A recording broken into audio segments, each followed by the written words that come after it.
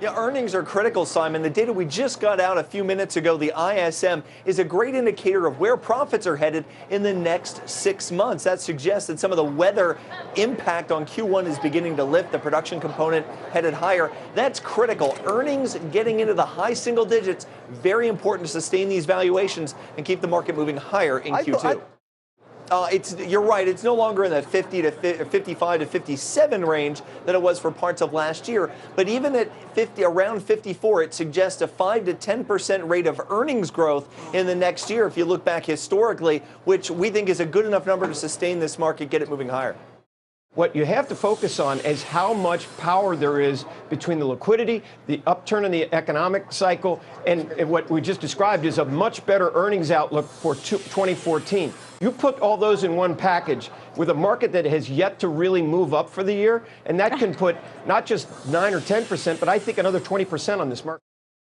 Can I just say, what a comeback Ford and Chrysler. Remember how bad, February was weak. Everyone was saying maybe we got to take down the number of cars that are being built this year. Now, there may be discounting. I think we have carbacks later this week, find out about discounting.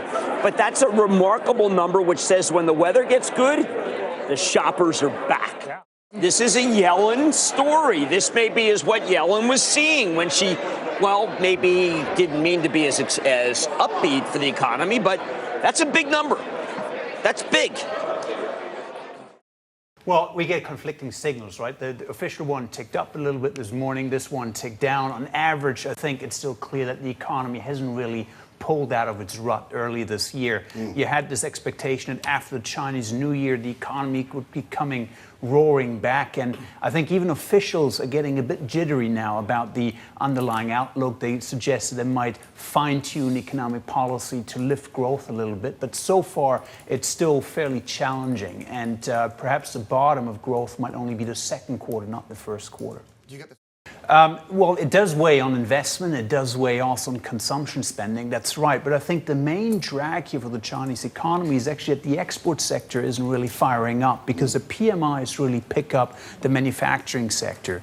And China is not benefiting from the upswing in the U.S. and in Europe as much as it used to in the past. We clearly see that in the export data. New export orders, again, weak.